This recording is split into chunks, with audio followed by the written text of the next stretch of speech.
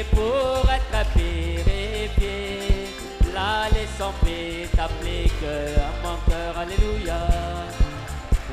Oh oui, chantez gloire, en son nom Jésus gloire. Son nom l'agneau immolé, la laissons t'applique à mon cœur, alléluia. Oh oui, je suis incroyable, ma sauveur. Dans la douceur, Jésus est à moi. Là, la croix, où il m'a réussi, alléluia. Oh oui, chantez gloire, en son nom, Jésus gloire. Oh, oh, alléluia, la laissons t'applique à mon cœur, alléluia. Son nom, oui, fontaine qui sauvait du péché. Je suis erré d'y être plongé. Là-bas, Jésus m'a sauvé, m'a lavé. Gloire et à son nom, chantez gloire. En son nom, Jésus, gloire. Puis l'agneau immolé, la laissant t'applique à mon cœur, alléluia.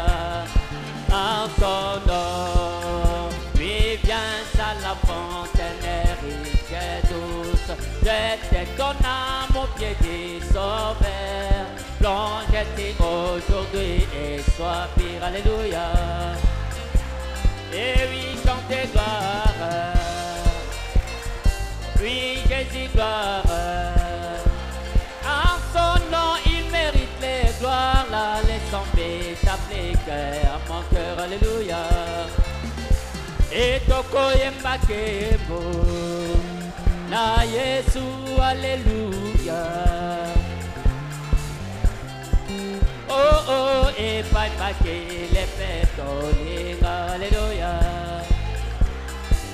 Oh, et les temps est plein de transitions, rien sur terre n'est immuable, et espérons des choses éternelles. Oui, tiens les miroirs, la main de Dieu, oh Dieu mon frère. Oh, alléluia, tiens les miroirs, la main de Dieu. Oh, oh, espérons des choses éternelles. Oui, tiens les miroirs, la main de Dieu. Oui, confie-toi à l'éternel Dieu. Quoi qu'apportent les années. Oh, oh, si tes amis t'abandonnent, oui, attache-toi toujours à lui, oh Dieu ma soeur. Oh, alléluia. Oh, oh, espérons des choses éternelles, dans les miroirs pleins mains de Dieu. Oui, ne convoite pas le richesse même, qui pourrissent rapidement. Oh, oh, cherche les trésors célestes, qui ne passeront jamais. Oh, alléluia, dans les miroirs pleins mains de Dieu. Oh, oh, espérons des choses éternelles, dans les miroirs pleins mains de Dieu. Oui, quand ça te verront ton voyage, et si tu étais fidèle à Dieu, oh, oh, ton âme ravie dans la gloire, tu verras une belle demeure, Dieu ma soeur. Oh, alléluia. Oh, oh, oh, espérons des choses éternelles. Et j'aime Jésus, j'aime Jésus, j'aime Jésus, qu'il soit loué, amen. J'aime Jésus, qu'il soit loué. Et j'aime Jésus, j'aime Jésus, j'aime Jésus, qu'il soit loué, amen. Oui, j'aime Jésus, qu'il soit loué, oh, qu'il soit loué, oh, qu'il soit loué, oh, qu'il soit loué, oh, soit loué, et qui soit loué, oh qui soit loué, oh qui soit loué. E nampenda Yesu, nampenda Yesu, nampenda Yesu, asifiwe, amen. Oh haleluya, oh nampenda Yesu, asifiwe, imba asifiwe, oh imba asifiwe, oh imba asifiwe, oh asifiwe, oh imba asifiwe, imba asifiwe, amen asifiwe. Nalingikolo Yesu, oh nalingikolo Yesu, nalingikolo Yesu, akumama, amen. Oh haleluya, Yesu, nalingikolo Yesu, yemba akumama, oh akumama, amen akumama, yemba akumama, yemba akumama, akumama. Tapata wapi mafuta, mafuta ya taa yangu kama vile bikira tano. Tapata wapi mafuta, mafuta ya taa yangu kama vile bikira tano. Mahubiri ya zamani, oh mafundisho ya zamani, ubatizo ya zamani, mahubiri ya zamani, ukifungula mulango, oh fungula vile roho yako, ukifungula mulango, mulango ya nyumba yako, fungula vile roho yako, mahubiri ya zamani, ubatizo ya zamani, mafundisho ya zamani, beba beba beba musalaba, beba beba beba musalaba, oh musalaba wa Yesu ndiye ushindi wetu. Oh msalaba wa Yesu ndiye wokovu wetu. Oh takupatia nini Yesu wangu, oh takupatia makuta ngapi Yesu, takupatia falanga ngapi Yesu, oh takupatia makuta ngapi Yesu. Où sont les cris de joie ce soir? Alléluia. Takupatia nini Yesu wangu, takupatia falanga ngapi Yesu, oh Yesu, oh Yesu, oh Yesu, unanipenda. Alléluia. Béni soit le nom de notre Seigneur. Qu'est-ce que tu peux donner au Seigneur ce soir? Le Seigneur nous aime tous.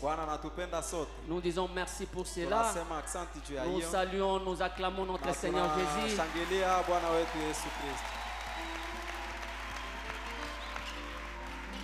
Merci beaucoup.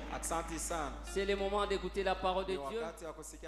Alors je vous prie de vous lever. Nous allons chanter ces cantiques. Il n'y a pas d'autre nom que le nom de Jésus.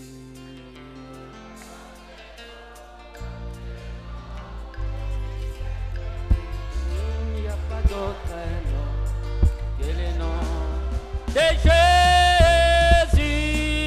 Il est digne de gloire, il est digne. Il est digne de gloire, il est digne. Il est digne de puissance et louange. Il n'y a pas d'autre nom que le nom de Jésus.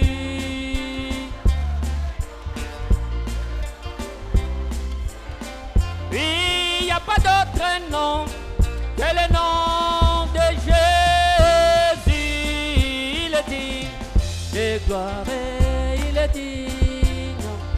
Il est digne de gloire, il est digne. Oh, il est digne de gloire, il est digne. Oh, il est digne de puissance et louange. Il n'y a pas d'autre nom que le nom de Jésus.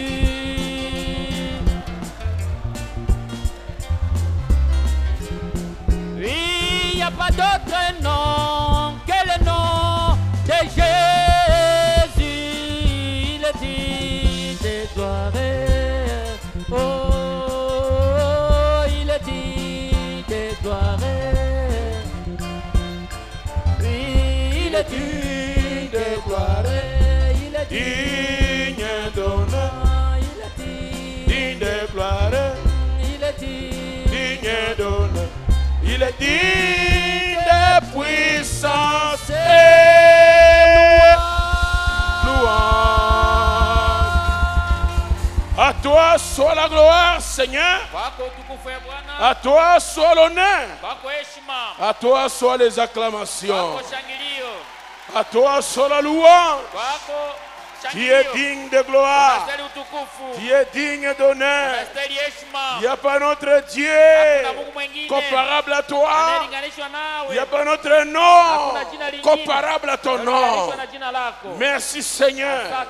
Nous remettons le service ce soir entre tes mains. Nous t'invitons sur la scène. Viens nous enseigner ta parole. Viens nous parler Seigneur.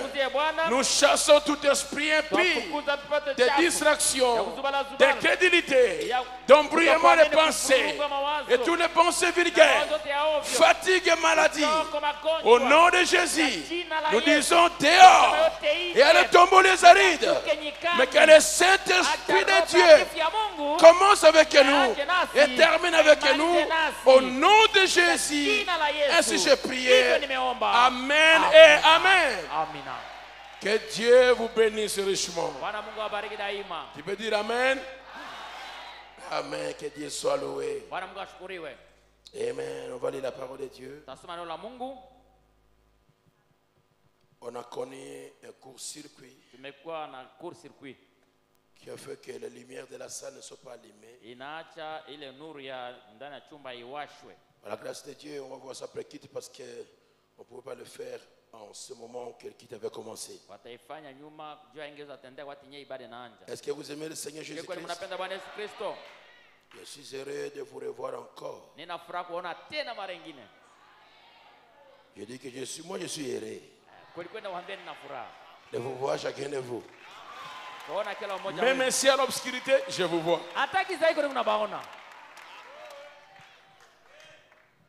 Ainsi, prenons Apocalypse, chapitre 1, le premier chapitre, du verset 1 au verset 8. Révélation de Jésus-Christ que Dieu lui a donné pour montrer à ses serviteurs les choses qui doivent arriver bientôt et qu'il a fait connaître par l'envoi de son ange à son serviteur Jean, lequel a attesté la parole de Dieu et le témoignage de Jésus-Christ, tout ce qu'il a vu. Heureux celui qui lit et ceux qui attendent les paroles de la prophétie et qui gardent les choses qui sont écrites, car le temps est proche.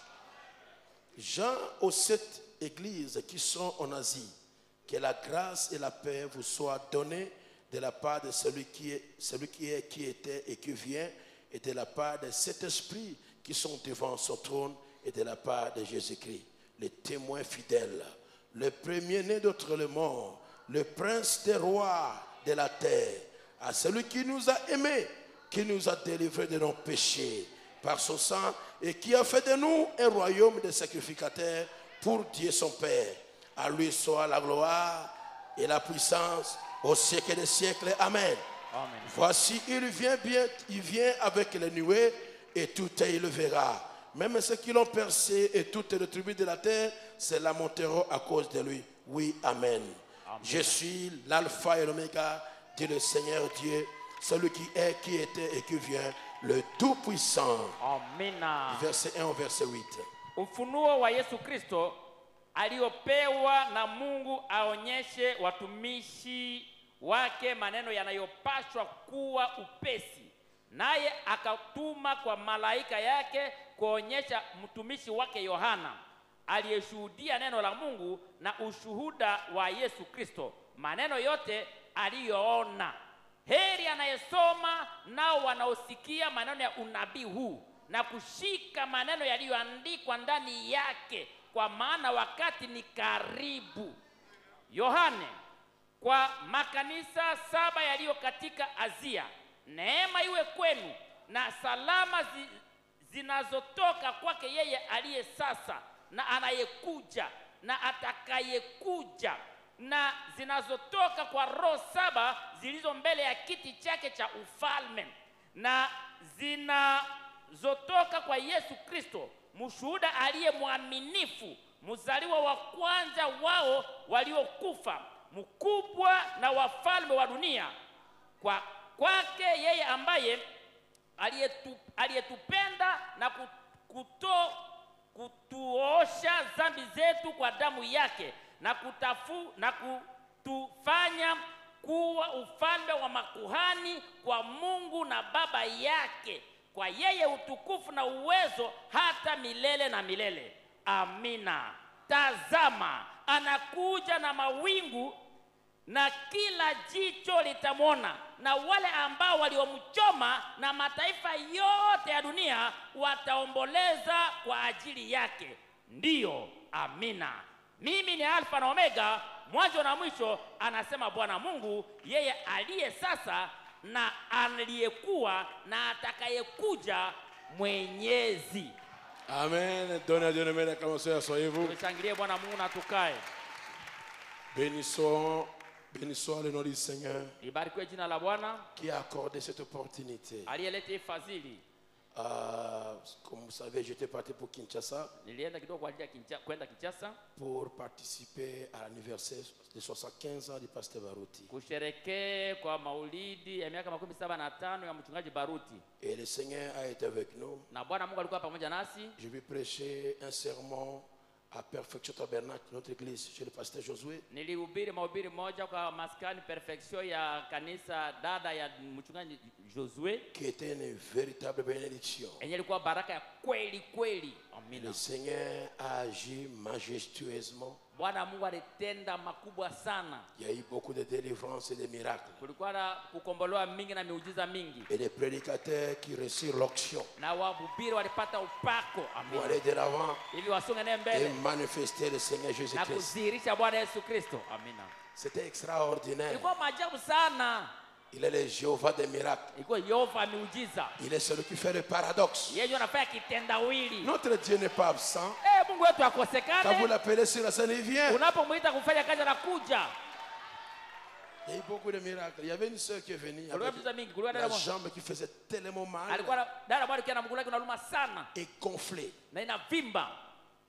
Alors que je suis entré à la chair, Watu naingia usakafu. je conduis un peu les chants et l'onction est descendue. Naongoza nyimbo kidogo na upako Et ikashuka. une parole fut prononcée. Na msemo umekatamkwa. Tu es là, Uko pale. ta jambe est gonflée, Mguu wako et ça unavimba. fait mal. Na unaluma. Jésus t'a guéri. Yesu anakuponyesha. Au même moment, Pale. au même instant, Kwa ile muda. la sœur fut guérie Dada et kaponyesha. la jambe gonflée fut dégonflée. Inapola inashuka. Quand Jésus dit oui, Yesu anaposema ndio, personne ne peut dire, hakuna mtu atasema, personne ne peut dire non. hakuna mtu atasema hapana. On a eu la ligne de prière, Kuna mstari ya maombi. on a eu la délivrance. Kuna ukombozi. Et Dieu a béni Perfection Tabernacle. Mungu abariki maskani Perfection Tabernacle.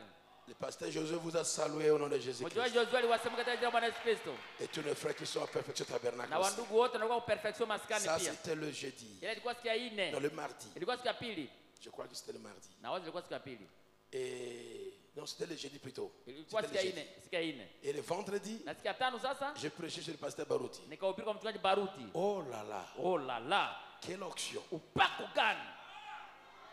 Quelle onction. Upako gani?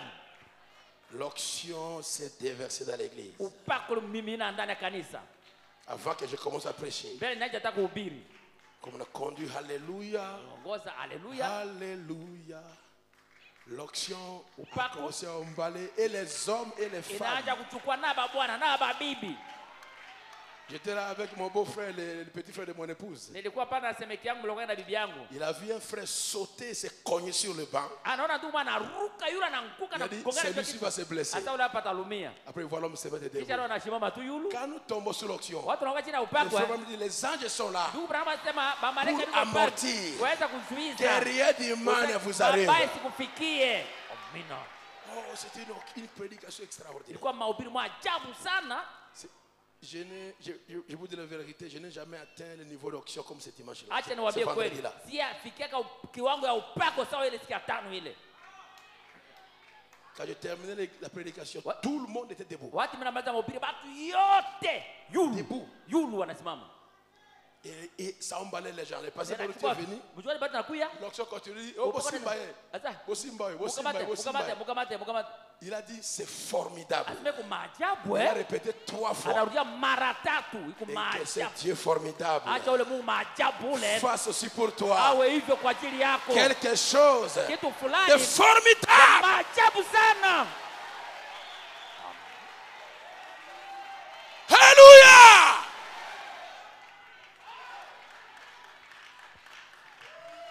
Oh, l'onction. Le pasteur te dit, on voyait des témoignages. Il y a beaucoup de témoignages. Matumu mwa ushuhuda ulikuwa mingi. Il y aura beaucoup de témoignages. Il y aura. Kutakuwa na ushuhuda nyingi. Et le dimanche, Nasikia yenga j'ai pris mon avion na mata vyo pour atterrir à Bunia. kushuka Bunia. Alors, j'ai dit merci pour vos prières. Nasema asante kwa maombi yenu. Et je continue à recevoir les témoignages, les appréciations Ni unaendelea kupokeza ba ushuhuda ya bashukrani ya kufurahia. pour ces gens-là que Dieu a visités. Kwa wale watu wenye Mungu alitembelea siku ya tano iliyopita. Je suis fier de mon Dieu. Na furahi sana Mungu wangu. Amina. J'ai un Père qui ne peut me Nina faillir. baba mmoja ataweza kuniacha hata. Est-ce que vous le croyez? Amina. Est-ce qu'il est aussi votre Père? Amina. Alors acclamez-le ce soir. Tumeshangilia basi magharibi ya leo. Ainsi, le pasteur Baruch en personne Mchungaji Baruti ye mwenyewe m'a demandé de vous saluer anisini wasalimu et de vous dire qu'il vous aime beaucoup. na kuambia usema nawapenda sana. Merci. Asante. Ainsi, là, je commence aujourd'hui l'enseignement sur les âges de l'Église. Naanja leo mafundisho juu ya vizazi vya kanisa. Et si demandera de s'arrêter Kama atasema pour tusimame faire autre chose, ufanye kitu kingine, je vais couper. ndakata Après, je vais revenir. kisha mimi narudia tena. Amen. Amina. Ok. Aujourd'hui, on va commencer à la première partie, disons que bien chapitre 1. Tutaanza sura ya kwanza leo. La révélation de Jésus-Christ. Ufunuo wa Yesu Kristo. Et demain, on va voir la vision de Patmos. Na kesho tutaona ono la Patemo. Et le dimanche, on va continuer. Na sikia inga tunaendelea. Dis-moi amen si tu le crois. Amina. Essayez d'être là pour suivre cet enseignement. Ujaribu kuwa pale usikose hivi ufuate ile mafundisho. Ce sont des bases Iko njo misingi. qui amènent que d'autres prédications viennent se construire au-dessus de cela. Inaachaka mahubiri mengine kinajengwa juu yenyewe. Si vous comprenez bien les âges de l'Église, Kama unafahamu vizuri vizazi vya kanisa, vous saurez à quel moment nous sommes. pale utajua utatambua tu wakati gani utaijua Et tu vizuri. sauras comment bien prier. Na utajua namna gani kuomba mzuri. Amen. Amina. Merci beaucoup. Asante sana. La révélation de Jésus-Christ Ufunuo wa Yesu Kristo. que nous venons de lire là-bas. Tutatoka kusoma. C'est-à-dire la révélation de Jésus-Christ Asa ufunuo wa Yesu Kristo. que Dieu a donné à son serviteur Jean Enye Mungu ameletea mtumishi wake en Yohana. lui envoyant un ange. Akimtumia malaika. Ce n'est pas la révélation de Jean. Haiko ufunuo wa Yohana. C'est la révélation de Jésus-Christ Ufunuo wa Yesu Kristo. que Dieu a donné Enye Mungu ameleta à Jean kwa Yohana au travers un ange kupitia malaika. pour lui dire les choses qui allaient venir. Kumwambia mambo yenye nipasha kuja. Amen. Amina. Et le diable hait beaucoup ce livre. Na shetani anachukiaga sana hiki Il y a kitabu. deux livres que le diable hait. Kuna vitabu viwili shetani anachukia. C'est la Genèse. Ni kitabu ya Mwanzo. Parce que la Genèse Juu Mwanzo montre le début du diable. inaonesha mwanzo wa shetani. Et aussi Na l'Apocalypse pia Ufunuo montre sa fin. inaonesha mwisho yake. Alors il est en colère contre cela. Anakasirikia sana ile vitabu. Mais qu'il veuille ou pas, Penda sipopenda, celui qui est en nous anakuwa ndani mwetu. et celui qui est avec nous Yule anakuwa pamoja est nasi. plus fort que lui. Anakuwa na nguvu sana kumshinda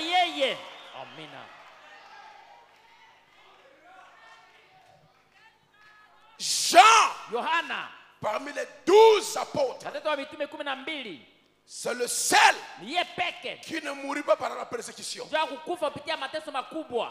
Il mourit Alikufa d'une mort normale. kufa kawaida. Et Jean Na Yohana avait quitté Jérusalem. alitoka ndani ya Yerusalema Il est parti en Asie mineure akaenda kule kwa Azia et demeura dans la ville d'Éphèse. na likaenda na mkini ya Efeso. Et aujourd'hui, l'Asie mineure, c'est la Turquie. Leo ile Asia Minere ndio Turki.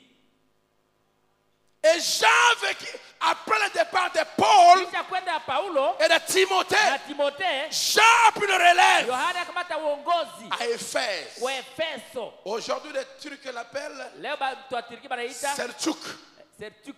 Mais la ville d'Éphèse, la sienne Éphèse est là, intacte. Ile mkini ya Efeso wa zamani iko tu pale na Les ruines sont là. ile mabaki iko Mais pale. les Turcs vivent dans une ville à côté appelée Selçuk. Ba Turki banaishi na mkini nyingine pembeni baita Selçuk. Et quand Jean vint Na watu Yohana alikuja à Éphèse, alifika kwa Efeso. il ne vint pas seul. Hakukiaka peke yake. Parce que là, à la croix, Jukule msalabani Jésus avait dit à Marie, Yesu aliambia Maria, femme, mwanamke, voici ton fils. mwana wako njoo huyu. Et fils, Na mwana, voici ta mère. mama yako njoo huyu. Cela a fait que Ile aliacha kusema partout où Jean était, pote Yohana alienda. Marie était Maria là. alikuwa pale. Amina. J'étais à Éphèse, Nilikuwa Efeso, à Smyrne nilikuwa Smurna, et à Laodicée. nilikuwa pia Laodikia. Il me reste 4 autres villes à atteindre. Inanibakia mingine ine ya kufikia. Mais pourquoi j'ai choisi ce ville-là? D'abord, c'était important pour moi. Kwa nini nilichagua ile miji ilikuwa ya faida sana Et à kwa. Na Éphèse, katika Efeso il y a la tombe de Jean. kuna kaburi ya Yohana Et il y a la maison que Marie avait vécue. na kuna nyumba yenye Maria aliishi ndani. Cette maison existe encore aujourd'hui. Mpaka leo ile nyumba iko. Mais quand il va aller à Jérusalem, Watu tenda Yerusalema les catholiques ont fabriqué une maison bakatoka batenga nyumba moja hivi. et ils disent c'est ici que Marie est montée au ciel. Basema hapa ndio Maria alipandaka mbinguni. Mensonge. Bongo. La maison que Marie a vécue avec Jean à Éphèse existe encore aujourd'hui. Nyumba yenye Maria na Yusufu na Yohana balishi kwa Efeso Et mpaka leo. derrière la maison, Na nyumba ile nyumba il y a un petit sentier kuna kanjia kwa kidogo qui amène à sa tombe. yenye napeleka kaburi yake. Ce qui est bizarre, Yenye ko ovyo. la place est tenue par les catholiques. Fasi yenye katoliki banachunga, Ils savent la vérité, banajua mais kweli, ils mentent les enfants de lakini Dieu. banadanganya watoto wa Mungu.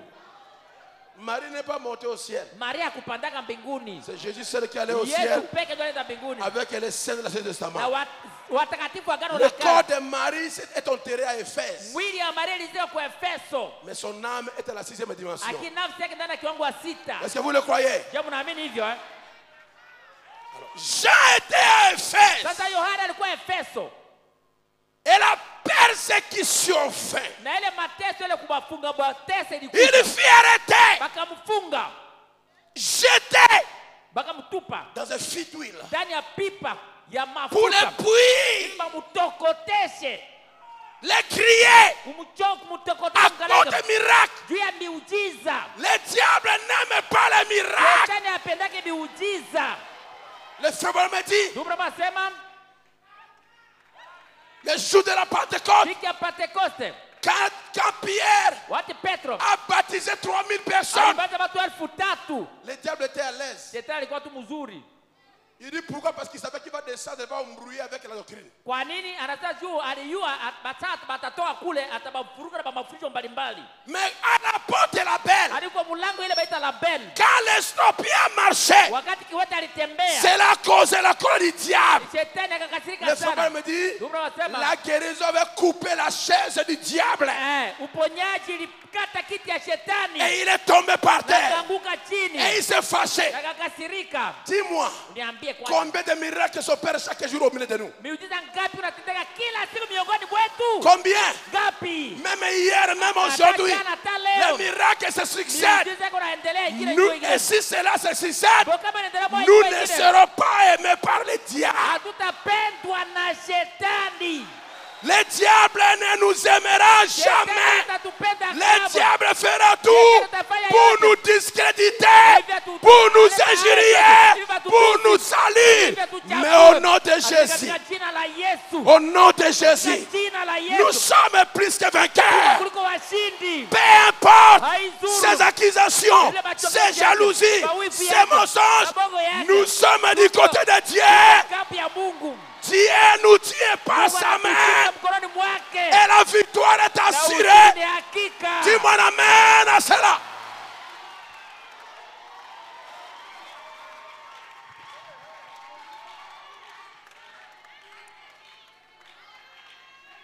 Ils ont bouilli Jean. Ils pensaient qu'ils vont faire ôter l'onction avec l'huile bouillie.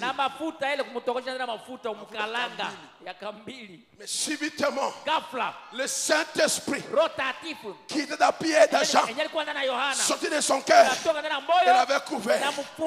Il a laissé secours qui ne manquait pas de la détresse. Il a protégé Jean. 24 heures après, quand il venait ouvrir le tonneau, Jean sursaute en criant Alléluia. Je dis, ah! Ça c'était sorcier. Alors il dit, comme lui n'avait pas bouilli, lui criait, on voyait là-bas Patmos. Les serpents vont les mordre là-bas. Frère, c'était la persécution. Écoutez-moi bien maintenant.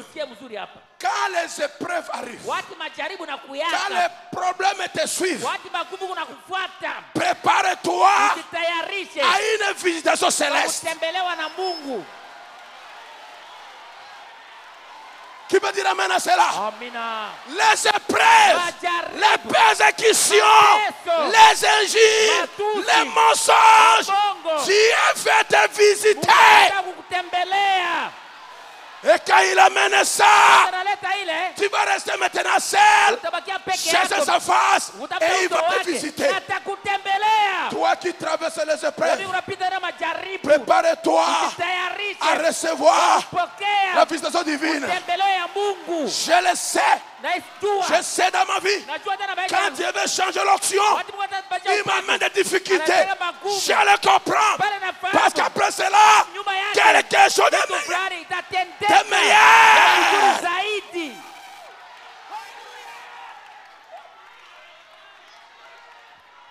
Sans Patmos, on n'allait pas voir l'Apocalypse. Patmos, Jean a vu ce que Pierre n'avait pas vu. Jean a vu ce que Matthieu n'a pas vu. Jean n'a pas vu ce que Matthieu avait vu. Ni les autres. Il était exceptionnel. Écoutez-moi bien. Niveau de preuve, niveau de bénédiction. La Bible dit Jean vit en esprit.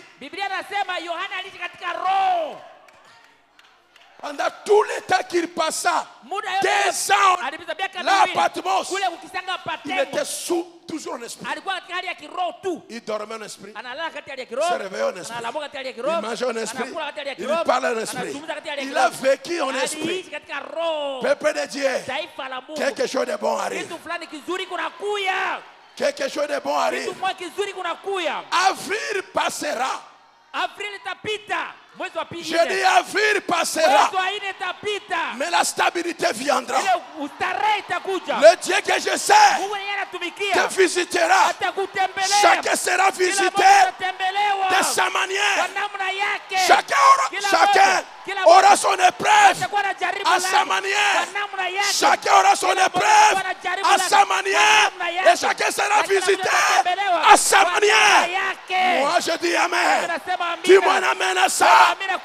Dis-moi alléluia.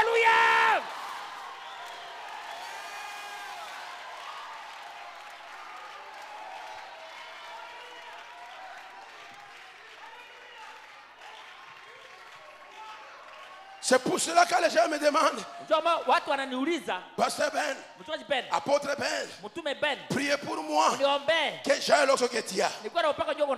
Je dis, tu ne supporteras pas hautavumilia les épreuves qui suivent cette onction. majaribu yanafuata ile upako, hautavumilia. Que Dieu te donne ce qu'il a préparé pour toi. Acha Mungu apatie aliyokutayarishia wewe. Non pas ma part. Hapana sehemu yangu. Tu ne sais pas ce qui vient derrière. Hauwi nini kuyaga nyuma Tu ne yake. sauras pas rester à genoux 4 heures du temps. Hautaweza bakia magoti saa 4.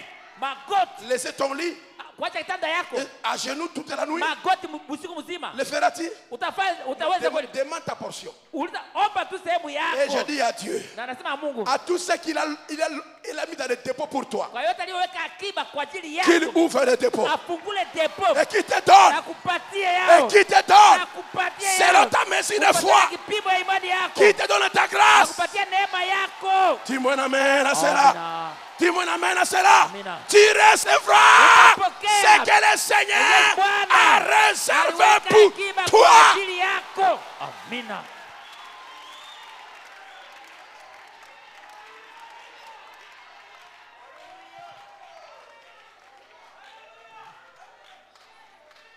Alléluia. Amina. Dis-moi un amen si tu le crois. Amina. Chacun recevra sa part. Kila mmoja atapokea sehemu Je yake. vois Naona les temps, les éruptions de volcans, des problèmes, ceci et cela. wakati Des gens qui appellent pasteur, priez pour moi.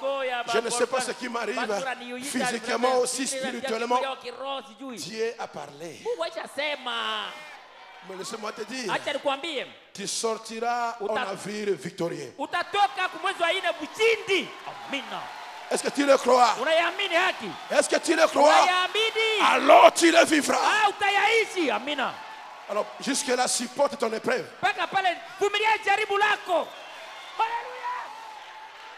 Sans Patmos, Bila Patmos pas de visitation. hakuna kutembelewa. Hein? Sans lui le chaude, Bila mafuta ni kutokota Patmos, wala pas Patmos d'Apocalypse. hakuna ufunuo. Le Seigneur va visiter. Bwana atatembelea. Je parle comme un serviteur de Dieu. Nasema sawa mtumishi wa Mungu. Je parle comme un apôtre du Nasema sawa Seigneur. mtume wa Bwana. Le Seigneur va vous Bwana visiter. atawatembelea. Chacun selon sa mesure. Kila mmoja kufuata kipimo yake. Personne ne prendra la place de l'autre. Hakuna mtu nafasi ya Tu mwenzake. recevras ton onction appropriée. Utapokea upako unaokustahili Tu wewe. le vivras. Utayaishi. Si tu le crois, Kama unayamini, cela t'appartient. itakuwa Si tu yako. ne crois pas, Kama waamini, ça dépend de toi. inafuata tu na wewe. Amina.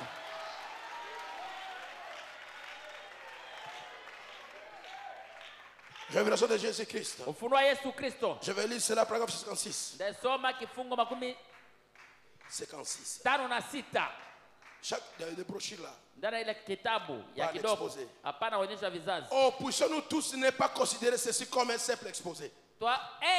Tukamate na makini sana tusione sana mafunuo tu. Mais puissions-nous sérieusement considérer les avertissements du Saint-Esprit. Tuweze kukamata ile arifu ya Roho Takatifu. Et prier jour et nuit. Na kuomba usiku na mchana.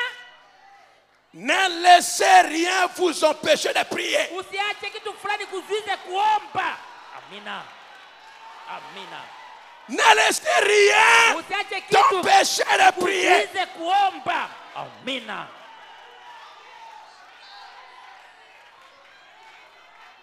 L'onction de la prière plane sur vous maintenant. Upako ya maombi kunaning'inia juu yetu Toi sasa. qui étais affaibli, Wewe kwa nitapata udhaifu. reçois la force Pokea nguvu. et dis je suis Niko fort. na nguvu. Je suis Niko fort. na nguvu. Je suis Niko fort. na nguvu. Plus fort qu'un vainqueur. Nguvu kuliko mshindi. Qui m'en amène à cela? Amina.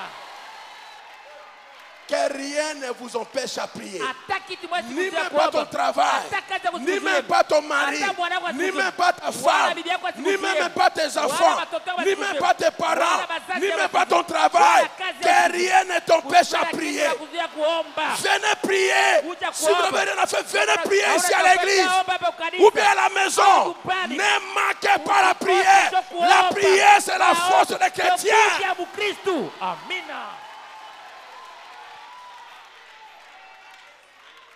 Que rien, ne laissez rien vous empêcher de prier. Kusiwe na kitu kuzuiza kuomba. Nous allons sonder la vie de ces grands hommes d'autrefois. Tutaingia ndani ya maisha wale watu wakubwa wa zamani. Et nous verrons comment ils se sont sacrifiés. Na tutaona namna gani walijitolea kwa Mungu. Vous verrez Mutaona que vous n'avez pas fait grand chose. kusema hawakufaa hata kitu. Amina. Je peux avoir honte de moi-même. Mara napata haya yangu mimi mwenyewe Branham ndio De nasema. voir comment il nous faut avoir tout avec facilité. Kwaona namna gani tunatafuta kuwa na mambo katika urahisi. On se bat pas. Hatupikanishake. Oh Mungu. Oh Nzambe. Si tu me donnes ça. Oh kama unanipatia hii. J'attends pasteur, j'attends. Niko nangoya pastor, niko nangoya chaomba, niko nangoya. Comment tu as prié? Uliomba namna gani? Maombi yako ni Comment as-tu prié? Uliomba namna gani? Dis-moi. Uniambie. Quelle est la chose qui peut faire que tu fais sortir de son fauteuil? Ni kitu gani yenye ulifanya inaweza kusimamisha mtu au kiti yake? Tu ne pries même pas 30 minutes. Haombe hata dakika 13 peke yake. Tu ne pries même pas 30 minutes. Haombe hata dakika 13 peke yake. Quand tu pries, c'est une prière égoïste. Watu naomba maombi ya buchoyo. Tu ne pries que pour toi. Unajiombea tu wewe na jamaa yako. Tu ne pries pas pour les autres. Haombe wengine. Hein? Tu ne sacrifies même pas ton lit. Awacha hata kitanda yako pour dormir par terre. kwa kulala chini. Hein? Qu'est-ce que tu fais? Unafanya nini? Il a honte de lui. Anapata haya yake anapojilinganisha na wale watu. Mais regardez la vie de William Branham. Sasa angalia maisha ya William Branham. Et maintenant nous. Sasa Qu'est-ce que nous faisons? Tuko tunafanya jo nini? Nous mangeons du 1er au 30. Tunakula tangia tarehe kwanza mpaka tarehe 13. Mais je t'entends rien. Hata 13 na moyo. Parler les jeunes. Usema hapa kufika chakula. Moi j'ai l'estomac. Kwa estomac yangu. Mais tout le monde a l'estomac. Bato tu sima estomac. Qui n'a pas l'estomac? Nani ana estomac? Oh, nous qu'on a l'estomac. Oh, ana estomac yangu. Mais moi aussi j'ai l'estomac. Tout le monde a l'estomac. Bato tu kuna estomac. Oh, nous qu'on a l'estomac. Kusua. C'est bon. Après il dit que Kisha unasema Dieu, pourquoi pas moi? Kwa nini hapana mimi? Je suis venu accompagner les autres. Non, c'est ton estomac qui est venu accompagner les autres. Estomac yako inataka kusindikiza wengine. Qu'est-ce que tu fais? Unafanya nini? Quel est le sacrifice que kujitolea yenye unafanya? Tu as fait. Yenye ulishafanya wewe. Pour secouer Dieu. Kutingiza Mungu, kugusa Mungu. Toa kiti yake ya enzi. Qu'il descende. Hivi ashuke. Et fasse un voyage vers toi. Na afanye safari kukuendea wewe. Qu'est-ce que tu as fait? Wewe unafanya nini?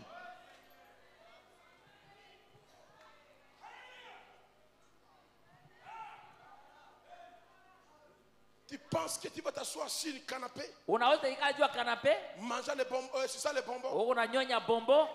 Et tu vas descendre. Ndio Mungu anashuka. Ou bien tu vas manger la carosserie. Au unakula mua. Tu vas descendre. Mungu anashuka. Oublie ça. Sahau ile. Il faut me dire que Dobra wasema ça me fait honte, ça me fait pas honte de moi-même. Mara nipatia haya mimi mwenyewe. Tu vois comment il nous faut avoir tout avec facilité. Kuona namna gani tutatafuta kupata kwa wao. Tout était très difficile. Yote ilikuwa nguvu sana kwao. Ils allaient ça et là, dit Paul. Huku na kule Paulo anasema. Hébreux 11, vêtus de peau de brebis et de peau de chèvre. Barabara ngozi ya kondola au ya mbuzi. Dénués de tout. Banakosa kila kitu. Persécutés. Banateswa. Maltraités.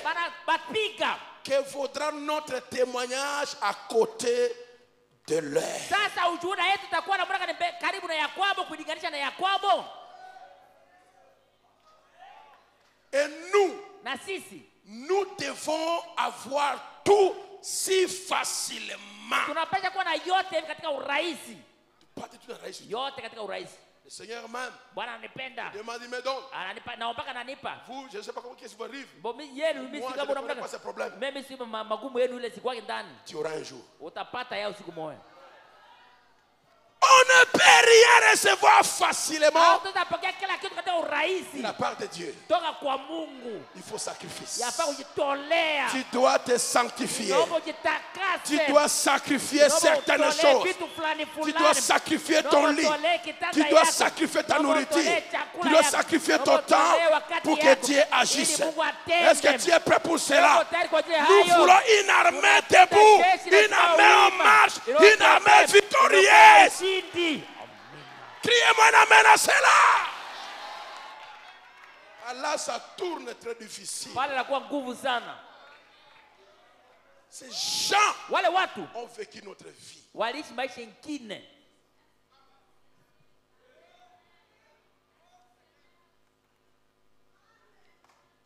Quand je suis arrivé à Éphèse, Wakati nilifika Efeso, je suis monté dans là-bas, là où tu veux l'église de Jean. nikapata kwenye kanisa ya Yohana ilikuwaka. On a écrit les détails qui étaient là. Banaandika uchambuzi, banaandika mambo. Jean restait toute la journée Yohana alikuwa bakia mchana au mzima sommet de la montagne. kusonge la kilima. Et quand il descendait, Watu walikuwa nashuka, c'est pour venir prêcher nilikuwa tu kuhubiri avec une onction na extraordinaire. upako moja ya ajabu. De telle manière, Kwa namna yenyewe, un jour, siku il moja est descendu en bas, alishuka kule chini là où il avait le temple d'Astarté. kwenye ilikuwa ile hekalu ya Il Starte. les a prêché, il a dit, Anabahubiri anasema vous adorez ces masses de marbre. Mungu naabudu ile miti Ça ya n'a pas la wanachora, vie. haina uzima Je ndani vous introduis na un Jésus vivant. Yesu mwenye kuhai. Il est ressuscité entre les morts. Amefuka toka wafu. Il est le même hier, Anakuwa jana, aujourd'hui leo, et éternellement. na milele. Et les gens voulaient embarquer dans le bateau. Watu wataki Il a enda dit, mtumbu. vous n'allez pas embarquer dans ce Basema, bateau. leo hamutenda mtumbu Et ile. la tempête Na zorubi commence kakuya. de nulle part Ikaanja haikutoka et a pasi. saccagé le bateau. Pasula ile mtumbu. Alors avec la colère, Ele ils kasirani. ont pris les pierres, ont commencé à lapider. Il s'est tenu calme comme ça. Autour de lui, il y avait une puissance. Quand les pierres venaient, ça déviait, ça frappait la statue d'Astarté. Yanapiga ile sanamu ya Jusqu'à ce Astarte. que la statue est tombée. Mpaka inaanguka. Je vis cette Niliona statue ile tomber. sanamu ilianguka. Et après, Na juba il yake. continuait. Wanaendelea kupiga Bible. Les pierres Maïbo. venaient vers lui Inakuya kwake. et retournaient Inarudia. sur la personne qui Mwenye l'envoyait. alitupa ile jiwe. Ils ont commencé à se Baraja même kujipiga Maïbo c'est bobe. lapidé. Kujipiga bobe. Je veux dire, vous restez calmes. Les gens qui professent les échecs, Ile kushindwa. le mal est sur toi. Kitu mbaya juu yako. Toi ne parle Wewe pas. usiseme hata kusema. Reste calme. Bakia kimya. Ton Dieu, Mungu wako. il a le secours Wewe msaada. qui ne manque Mwenye pas. akosekanake. Dans la détresse, Wacha huzuni. ça va retourner vers Watarejea elle. kwao. Ne maudissez Usilaani personne. mutu, usilaani mutu. Ne maudissez. Usilaani mutu. Ne cherche du mal à. Usitafute mabaya kwa mutu. Sa propre malédiction lui Laana retournera. yake ndio itamrudilia yeye mwenyewe.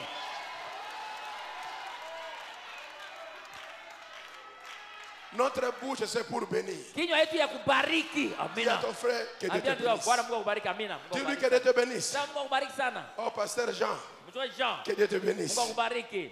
Que Dieu vous bénisse tous. Mungu awabariki nyie wote. Dis à ton frère que Dieu te Ambia ndugu bénisse. yako Mungu akubariki. Dis-lui plus fort que Dieu te Mwambie bénisse. Mungu sana Mungu akubariki. Dieu te bénisse, frère Jacques. Mungu akubariki ndugu Dis yangu. plus fort que Dieu te bénisse. Mungu akubariki. Je n'ai Mwambie. pas écouté, dis-moi plus fort. Sema nguvu zaidi. Dis à ton frère, dans ce que Ambia Dieu ndugu te yangu, bénisse. Bwana Mungu akubariki.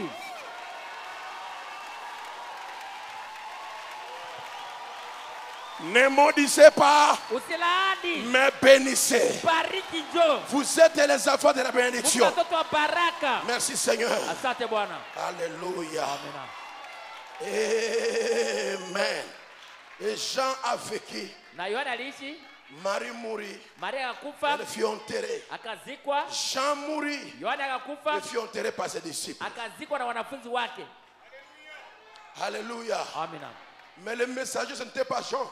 Mjumbe ilikuwa Yohana. Le messager, c'était Paul. Ilikuwa Paulo ndio mjumbe. Mais Jean vint après. Yohana alikuwa nyuma yake. Le départ du messager. Hakukuwa mjumbe. Amina. Nous avons une responsabilité. Tuna mapashwa. Chers prédicateurs, Mahubiri. nous avons une Tuna responsabilité. mapashwa. Nous devons faire vivre les gens, Tunapasha kuacha watu baishi le Dieu du messager. ule Mungu wa mjumbe ya mjumbe. Amina. Alléluia. Amina. L'épouse a le droit de manifester le Dieu du messager dans cette génération maudite. Iliyolaaniwa. Amina.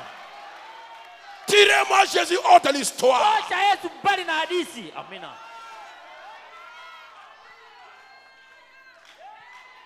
Oh, mais pasteur, ce que tu as parlé sur Jésus n'est pas écrit dans la Bible. Oh, mchungaji yenyewe unasema juu ya Yohana iko ndani ya Biblia kweli? Oui, ce n'est pas écrit. Hayaandikwe. Mais j'ai lu le témoignage. Nimesoma ushuhuda. J'étais là, Nilikuwa pale à Éphèse, kwa Efeso, à Smyrne. Usmurna, Là, on avait brûlé Polycarpe kwenye balichomaka Polikarpo dans son temple, dans son église. ndani ya kanisa Je lake. suis arrivé à l'intérieur, je suis parti Niliingia à ndani, Laodicée. nikaenda kulaodikia. C'est pas l'histoire, c'est pas le bobard que je raconte. Haiko mistari, haiko kitu yenye mimi natunga nyinyi unawaambia. Amen. Amina. C'est au parfum les témoignages des autres. Kama Qui ne sont pas dans la Bible. kutembeza ushuhuda watu wengine yeye kwa ndani ya Biblia. Nous le croyons. Na tunayamini. Notre chair ici est sacrée. Sakafu yetu hapo takatifu. Un mensonge ne peut pas venir par ici. Bongo haitakiasemewa hapa. Frères, ces gens-là ont vécu la divinité. Wale watu waliishi uungu kweli. Amina. Avec beaucoup de sacrifices. Na kujitolea ndio sana. Amina. Patmos viendra Patmos takuya pour une visitation. jua kutembelewa. Et quand Patmos arrive, Na wati Patmos nafikaka. ne fuis pas. Usikimbie. Tu vas le traverser. Utaitambuka tu. Parce que tu vas sortir là-bas immortel. Utatoka mwenyewe utaweza kufa. Tu ne mourras pas. Hautakufa. Tu vivras. Utaishi. Tu témoigneras les œuvres de l'Éternel. Matendo ya Bwana. Alléluia.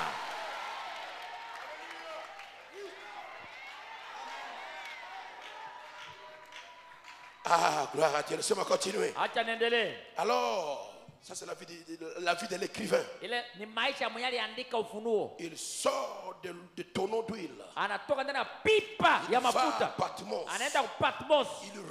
Et à Patmos, Na kule ku Patmos, c'est là que Dieu va le visiter. pale ndio anaenda mutembelea. Pour accomplir ce qu'il avait dit devant Pierre. Kwa kutimiza aliyosema mbele ya Petro. Quand Dieu disait à Pierre, Mungu alipokuwa anasema na Petro, qu'il est le berger, usema wewe mchungaji, Pierre savait que Jean Petro alikuwa kusema était Yohana. le bien-aimé de Yeye Jésus. mpendwa wa Celui qui Yesu. dormait sur la porte de Jésus. Alikuwa analia kifua ya Yesu. Et il savait que c'est Jean que Jésus va donner l'église. Alikuwa anajua Yohana, Yesu atachia ndio kanisa Yohana. Jean vient vers Jésus, mais Kisa après Pierre vient vers Petro lui. akiwa kwa Yesu anasema, Tu m'as donné la charge. unanipatia mzigo. Mais maintenant, les petits là Sasa que tu aimais ule mwenye beaucoup, napenda sana ule. lui, tu seras quoi? Yeye kitakuwa namna gani?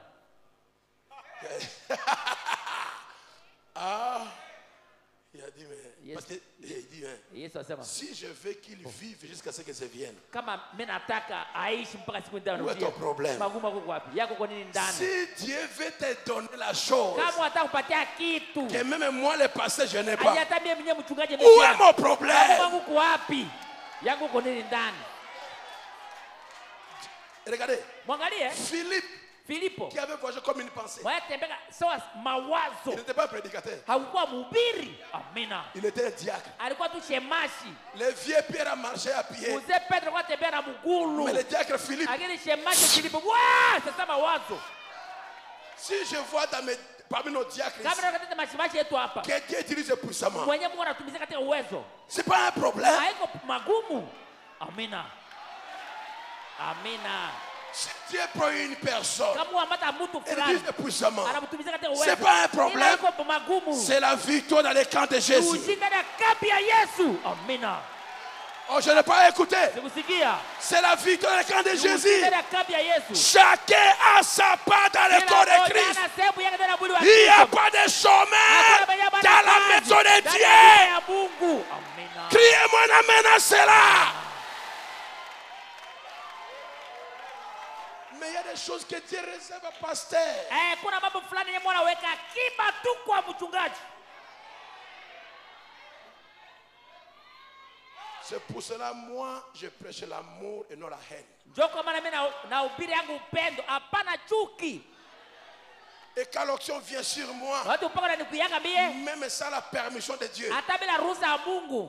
je fais aussi la même chose descendre sur le prédicateur. Nafanyaka hivyo hivyo shukie mahubiri. Et ça vient sur eux. Nena kuyanga juu yao. Et c'est vrai. Amina. Sans la permission de Dieu. Bila hata ruhusa ya Mungu. Amina. Si j'étais égoïste, Kama nilikuwa mchoyo, j'allais garder ça moi-même. mimi nachunga kwa ajili yangu mimi mwenyewe. Mais sans demander à Dieu la permission, Bila hata kuomba ruhusa. soyez loin, soyez loin, et vous écoutez les Na témoignages. mnasikia ba ushuhuda. Ça qui était mes parents. Bila Mungu Ça que mzungumzie. je donne la permission. Bila kupata ruhusa ya Mungu. C'est ça l'amour. Ile ndio upendo. Aimez-vous les uns les autres. Mpendani wamoja na wengine. Amina. Ton succès, c'est mon succès. Kuweza yako ni ya kwangu. Ton succès, c'est mon succès. Kuweza yako ni ya kwangu. Mon succès, c'est ton Kuweza succès. yako, kuweza yako. Quand je pars quelque part ailleurs, Bali pengine. c'est Bethel qui part là-bas. Bethel ndio anaenda kule. Et les gens disent, nous voulons arriver à Bunia pour voir Bethel tabernacle. Bethel maskani ile. Amina. Des appels téléphoniques Oui, dans les d'accord, pays ouais. étrangers. Ouais, Il dit, pasteur, ouais. combien ça coûte pour arriver à Bunia? Ça fait Nous rien, voulons ouais, arriver ouais, à ouais. Bunia Ça fait pour rien. voir Bethel Tuone tabernacle. Bethel na macho. Je vous reprends partout où je vais. Popote na Vous aussi, vivez la vie chrétienne au niveau de votre réputation. Yasifanye muko naye. Amina.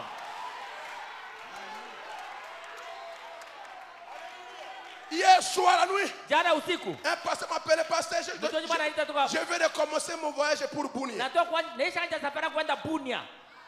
Wow. Ah. Il veut le voir peut-être tabernacle. Anapenda one Bethel maskani. Vivez selon vos mérites. Uishi upatane na fadhili Mungu anawapatia. Amina. Dis-moi amen là où tu es. Amina. Merci, on continue un peu Asante encore. tuendelea kidogo tena. Amen. Gloire à Dieu. Utukufu wa Mungu. Alléluia. Amina. Maintenant, nous Ça, prenons paragraphe 74. Kifungu makumi saba na nne. Et maintenant, Ça, voici le contenu de ce premier chapitre. Tazama inayokuwa ndani ya sura ya kwanza. Au premier verset, Kwa sheria ya kwanza. il parle de lui-même. Anasema juu yake Parce mwenyewe. que c'est de la révélation de Jésus-Christ. Juu ya ufunuo wa Yesu. Verset 2. Sheria ya pili. Saint Jean le divin Mtakatifu est Yohana l'écrivain wa et le kiume. serviteur. Anakuwa Je vais mtumishi. parler de cela. Tunataka uiseme. Verset 3. Sheria ya tatu. Les bénédictions sont prononcées. Baraka zinatamkwa. Béni celui qui lit Abarikiwa anayesoma et ceux qui écoutent. na wenyewe wanasikia. Donc, le fait que je lis, Japo tu namna na Je suis béni. Nabarikiwa. toi tu dis Amen, Unasema tu amina. es béni. Wewe unabarikiwa. Amina. Oh, dis-moi Amen réel. Amina.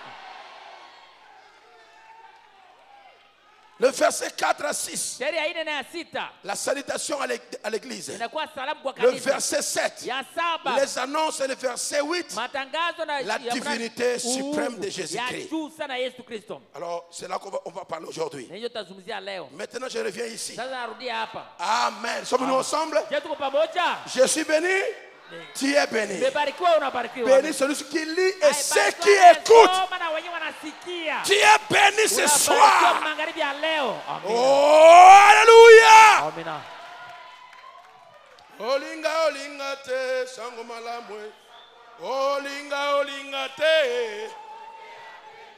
Béni soit le nom du Seigneur. Ibarikiwe jina la Bwana. Ok, je prends que deux points. Nachukua nukta Le mbili. verset 7 et le verset 8. Sheria ya 7 na ya 8. Et mais verset 6. Sheria ya 6. Verset 7. C'est Sheria ce que je vais parler. Sheria ya 7 ndio nazungumzia. Verset 6 et verset 7. Ya 6 na ya 7. Verset 6. Ya 6. Et qu'il a fait de nous un royaume de sacrificateurs pour Dieu, son Père.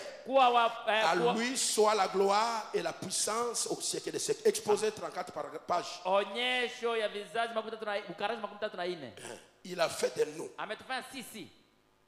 Il a fait de nous Ametufanya un royaume de sacrificateurs ufalme wa makuhani pour Dieu son Père. kwa ajili ya Mungu Baba À yake. lui soit la gloire et la puissance au siècle Utukufu des na siècles. uwezo milele na milele. Il a fait de nous. Ametufanya sisi. Oh, il y a certaines vérités sur lesquelles il faut mettre l'accent. Kuna kweli nyingine inaomba kukazia sana.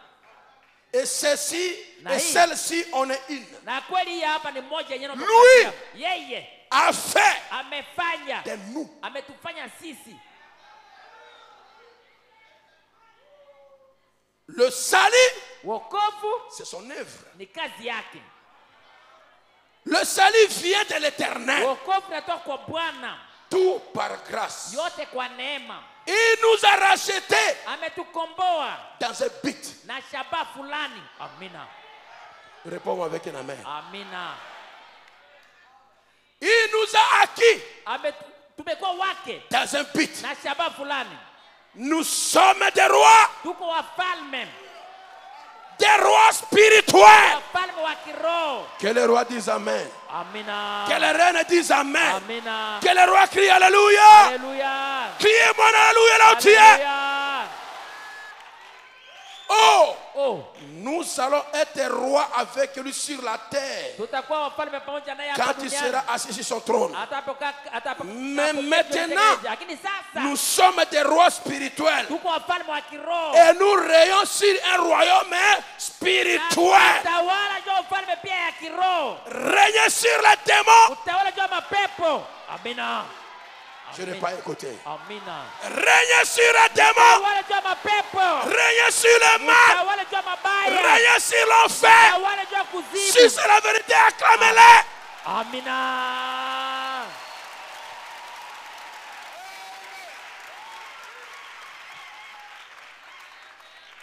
Des rois. Wafalme.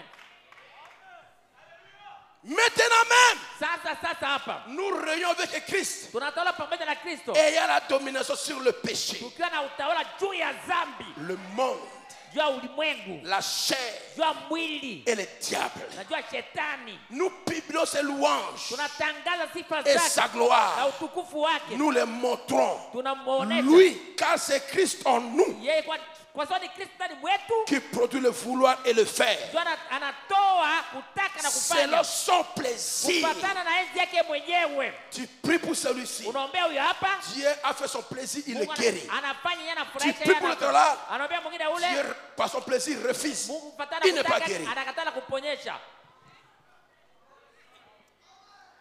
À qui le problème? Kosa ya nani? C'est pas mon problème. Haiko ya kwangu, C'est pas ton problème. haiko maneno Tu yangu. pries pour celui-ci. Unaombea huyo hapa, Il est exaucé. Tu pries anajibiwa. pour l'autre là-bas. Unaombea mwingine Il kule, n'est pas exaucé. ajibiwe. C'est quoi? Ni nini? Le libre arbitre de Dieu. Kutaka ya Mungu yeye mwenyewe. Après, il descend. Kisha anashuka, Il vous guérit tous. anawaponya nyie wote. Pour sa propre gloire. Kwa utukufu yake C'est pas mwenyewe. terminé. Aishie Et pale. il te visite en particulier. Anakutembelea wewe peke Il kwanza. est libre. Anakuwa Après, huru. il dit, Kisha je anasema, vais bénir tout Bethel nitabariki tabernacle. Betele mzima. Il est libre de Yeko bénir huru. chaque personne ce Kubariki soir. kila mtu magharibi ya leo, iko huru. Nous n'avons pas un ordre à lui donner, Hatuna amri ya mais kumupatia. c'est lui a donné l'ordre que les choses se Mambo réalisent. itimilike. Et moi, je crois de tout mon cœur. Na Et je le parle par la foi. Que quelqu'un sera béni ce soir. Quelqu'un sera revêtu de la puissance d'en haut. Quelqu'un recevra une fraîche onction. Une fraîche onction. Ah! Une huile fraîche.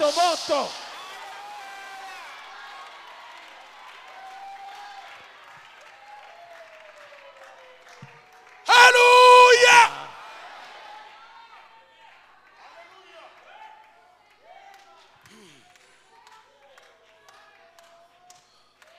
Et a fait de nous des sacrificateurs. Ametufanya kuwa Des wakuhani. sacrificateurs pour lui. Bakuhani kwa ajili On yake. fait la louange spirituelle. Tukitolea ile shangilio ya kiroho. Des lèvres sanctifiées. Midomo iliyotakaswa. Pas des lèvres souillées. Hapana midomo iliyochafuliwa. Des lèvres sanctifiées. Midomo iliyotakaswa.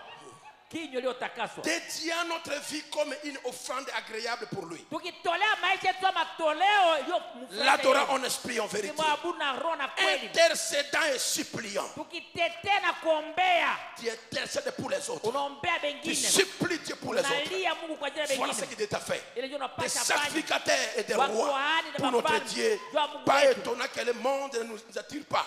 Sio kushangaza dunia Et que nous soyons des gens singuliers. na tukue watu wa kipekee. Zélés pour les bonnes œuvres. Wanakuwa na bidii kwa matendo Nous avons été mema. recréés en lui. Tu tuliupo mara ingine kwa ndani mwake. Pour être des enfants semblables à notre Père. Hivi tuwe watu wanaofanana baba yetu. Amina. La parole te recrée. Neno la kuumba mara Et ingine. il te rend semblable à Dieu. Neno tunafanana Mungu. Si Dieu domine, Kama unatawala, toi aussi tu wewe domines. unatawala. Si Dieu a la pureté, Kama Mungu na usafi, Dieu aussi la pureté. wewe unakuwa na usafi. si Dieu a la paix du cœur, Una salama Dieu aussi la roho. paix du cœur. Unakuwa na salama Peu roho. importe les batailles, Haidhuru vita. Lucifer a mené la Lucifer guerre aleta vita. là au ciel. Kule mbinguni. Est-ce qu'il avait réussi? Aliwezaka. Les démons amènent la guerre contre toi. Faut-il réussir? Wataweza kweli? Dis-moi non. Sema hata kidogo. Criez-moi non. Hata kidogo. Ils ne réussiront Watawezaka hata jamais. kidogo. Amina.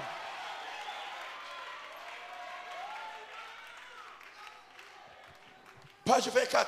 Ukurasa wa 14. Il est le roi qui viendra régner sur la terre. Yeye ndio mfalme atakayetawala hapa duniani. Évidemment, ceci ne veut pas dire qu'il n'est pas roi maintenant. Hakika hii haiseme kama haiko mfalme sasa. En effet, il est notre roi, Yeye anakuwa mfalme wetu. le roi des saints. Mfalme wa En ce moment, takatifu. c'est un royaume spirituel. Wakati hii ni mfalme wa kiroho. Celui-ci n'appartient pas au système de ce monde. Hii ufalme haiko ya hii hali ya dunia hii. Comme nous, Sawa sisi. nous ne sommes pas de ce monde. Hatuko wa hii dunia. C'est pour cela que nous n'agissons pas comme le monde. Hatutende sawa na ulimwengu. Nous sommes citoyens du ciel. Tuko wananchi wa mbingu. Nous reflétons l'esprit du monde de notre nouvelle naissance, Tunaonesha dunia roho ya dunia ya kuzaliwa tu mara pili. dont le roi est Jésus. Enye mfalme yenye ni Yesu. Voilà pourquoi nos femmes Sasa kwa bibi ne yetu. portent pas les vêtements d'hommes. Abavalake bangu ya babwana. Quand tu vois une sœur en pantalon, Watu na dada na vala elle pantalon. n'est pas dans notre royaume. Ndani ya ufalme wetu. Amina. Dis-moi amen à ça. Amina. Une femme, une sœur au pantalon, elle est dans le royaume du diable. Elle est dans les dents de Satan. Nos femmes ne portent pas d'habits d'or. Qui a compris ça qui peut dire amen? Amina.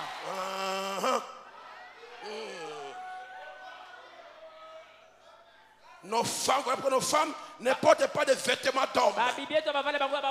Qu'elles ne se coupent pas les cheveux. Qu'elles n'utilisent pas de tous ces produits de maquillage.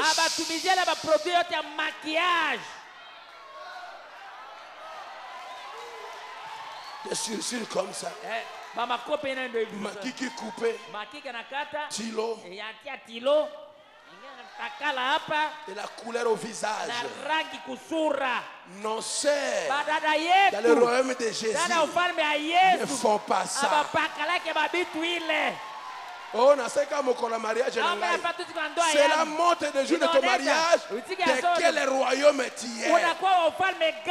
Rejetez-moi cela. Oh, je n'ai pas écouté un amen. Nos femmes ne portent pas les habits transparents qui montrent leur nudité. Nos femmes ne portent pas les habits collant le corps, moulant le corps, qui la met en relief. Toi, tu veux même venir séduire les gens ici à l'église. Des habits en nylon qui montrent tout le relief. Oh, parce que mon rêve fou. Il mon rêve fou. Alors va devant un miroir. Prostituée. Combien des hommes t'ont convoité? Le jour du jugement. Mon sourou, les hommes derrière toi. Oh là là, Judas.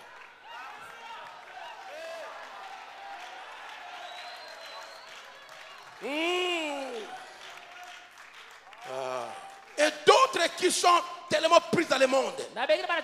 Voilà pourquoi nos hommes ne boivent pas. Nos hommes ne boivent pas. Club, au Nile, au Primus, au Skoll, au Club, ou bien au classe ou quoi que ce soit. Nous ne buvons pas ça. Nous buvons seulement les jours de la Sainte Seine. Qui ça? Les hommes ne boivent pas. Et ne fument pas de cigarettes. Et ne vivent pas dans le péché. Notre domination est une domination sur le péché. Et cette domination est appliquée par le pouvoir de l'Esprit de Christ qui habite en nous. Tout le royaume de cette terre vont être mis à pièces. Mais le nôtre subsistera. Amina. Dis-moi un amen à cela. Amina.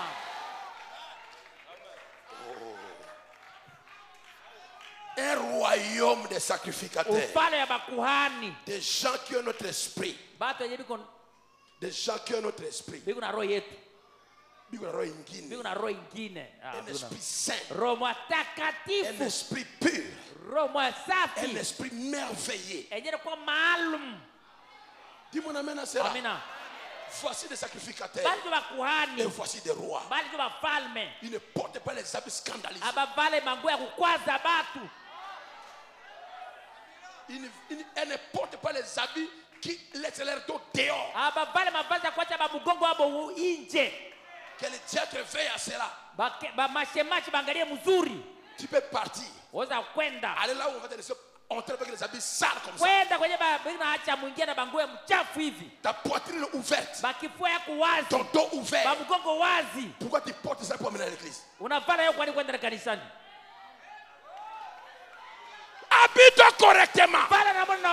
Ton corps est sacré. C'est pour ton mari. Dis-moi l'amen à cela. Ton corps n'est pas un étalage de grand marché.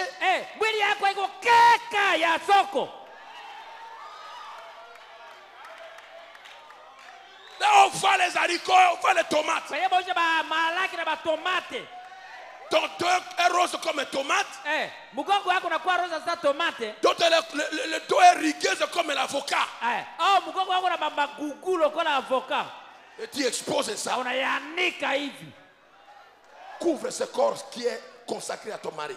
Funika ile mwili inatolewa kwa bwana yako. Oh, je suis célibataire. Couvre ton corps. Funika mwili yako. Pour le mari qui te mariera. Kwa bwana itakuoaka. Gardez-vous pire. Habillez correctement. Vivez saintement. Allez saintement. Et le Seigneur vous bénira. Et ce soir, Père, le Dieu que je sers, envoie dans l'église l'esprit d'autorité, l'esprit de pouvoir qui écrase le péché sous leurs pieds. Et à cela, que Dieu vous bénisse. Amen.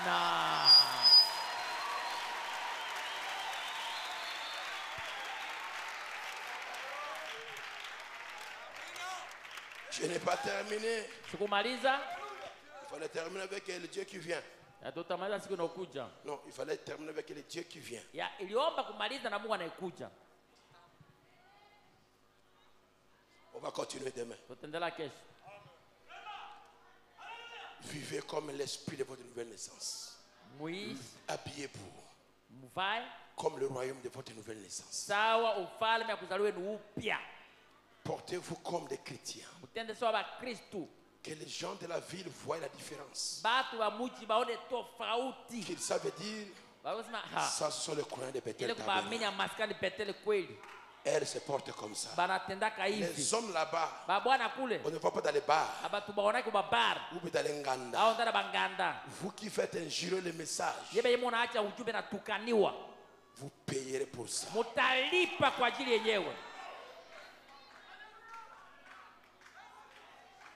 Miséricorde sonda. Dieu peut-il tout pardonner?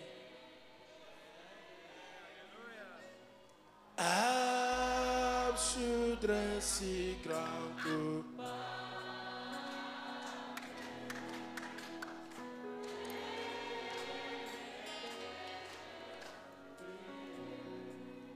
Oh Jésus, je viens à toi, tel que je suis, je viens à toi. Jésus, je viens à toi, tel que je suis.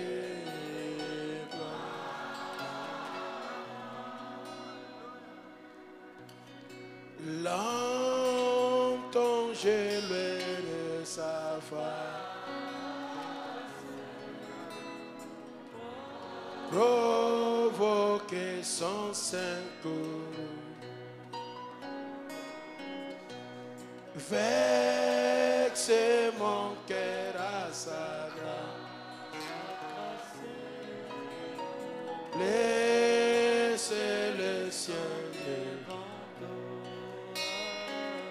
Jésus, je viens à toi,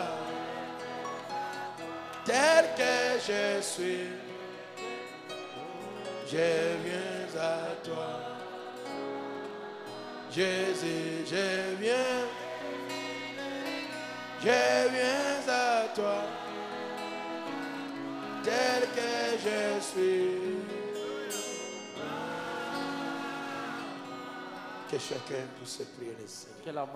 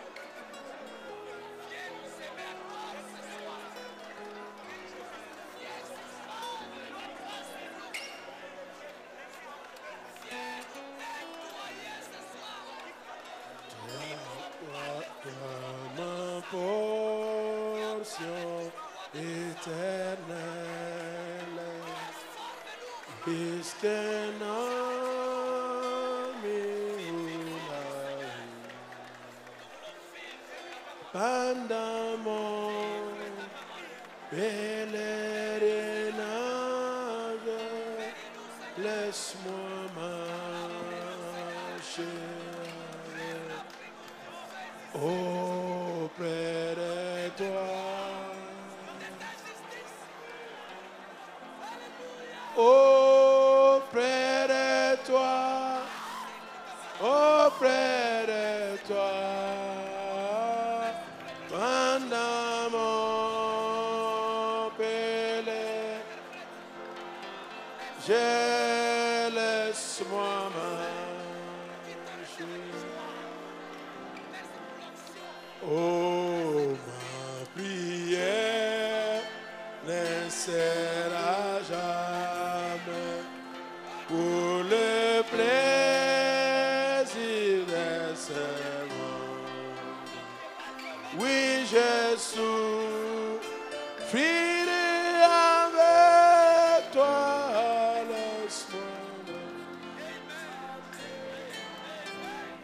Auprès de toi et près de toi,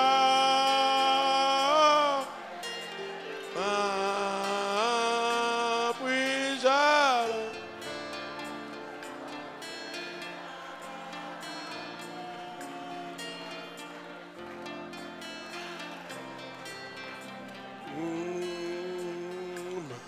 prière ne sera jamais pour le plaisir de ce monde. Oui, je souffrirai avec toi, laisse-moi auprès de toi. Lève-nous debout pour la prière. Usimame kwa ajili ya maombi. Lève près de toi, près de toi. Oui, je souffrirai avec toi, laisse-moi.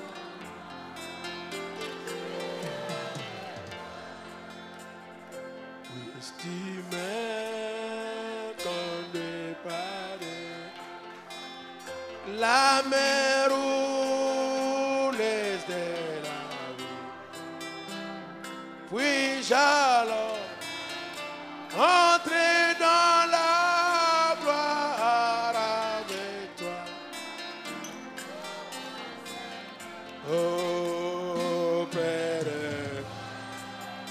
Auprès de toi.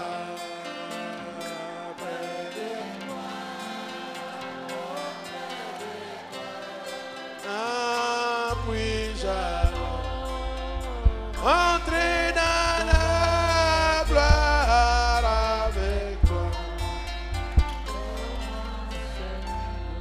Seigneur Dieu bien-aimé, nous venons devant toi.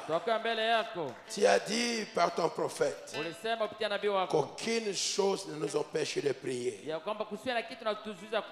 Et encore que ces gens de l'âge primitif qui se sont sacrifiés et sanctifiés pour l'évangile, parfois il a honte de lui-même. C'est pour cela, Père, si ton prophète avait honte de lui-même, à force de nous venons devant toi pour dire, Seigneur, donne-nous la force. Ôte la paresse en nous. Ôte le découragement en nous. Éloigne de nous toutes ces faiblesses. Et nous chassons ces démons. Nous les boutons dehors par le nom puissant de Jésus. Que ta victoire soit notre victoire. Que ta gloire soit notre gloire.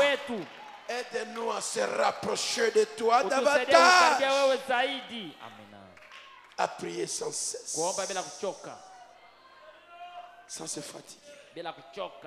dans nos maisons, nyumbani kwetu, dans les tabernacles, maskani, dans les montagnes, milima, dans n'importe quel coin, waizuru fasi gani, que nous puissions mettre la prière d'abord. tuweze kutia maombi kwanja. Et aussi, Père, Na tena Baba, tu as fait de nous des rois et des umetufanya sacrificateurs. wafalme na makuhani. Nous devons dominer sur les Tunafanya mauvais utawala juu habillements, ya mavazi mubaya, sur l'alcool, juu ya mapombe, sur les cigarettes, juu ya matumbaku, sur l'immoralité, juu ya uchafu, sur la saleté, juu ya uchafu, sur les critiques, juu ya masengenya, sur les haines, juu ya machuki, sur les jalousies. juu ya mawivu. Nous disons dominer. Tunasema kutawala. Et au nom de Na Jésus, katika jina la nous Yesu, expulsons. tunafukuza C'est ça mbali les choses. ile mabitu mchafu. Diminuez de nous. Toka Au miongoni mwetu. nom de Jésus, à l'intérieur. Toka nje. Mauvais habillement sort de nos filles, sort de nos sœurs.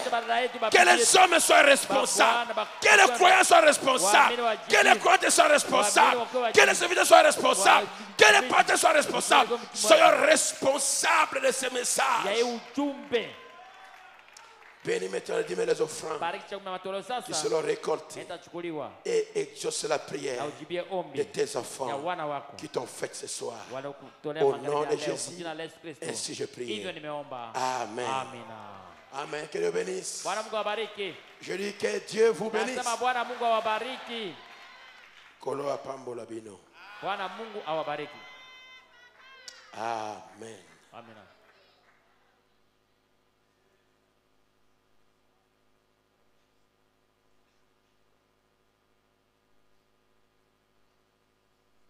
Ok, que Dieu soit loué. Bwana Mungu ashukuriwe.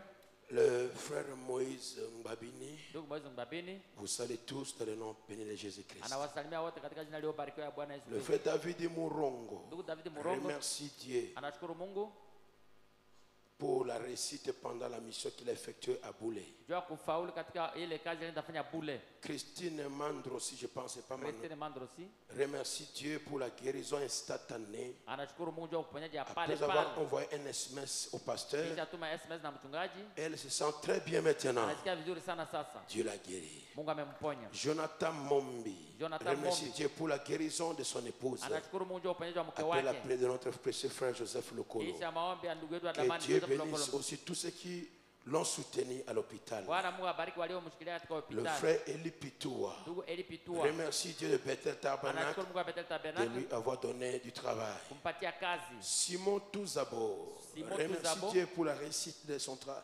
Réussite pour Dieu. Il remercie Dieu Anashukuru Mungu pour la réussite juu ya kufanikiwa de son travail de taxi Ya kazi yake ya et taxi. du restaurant. na restaurant.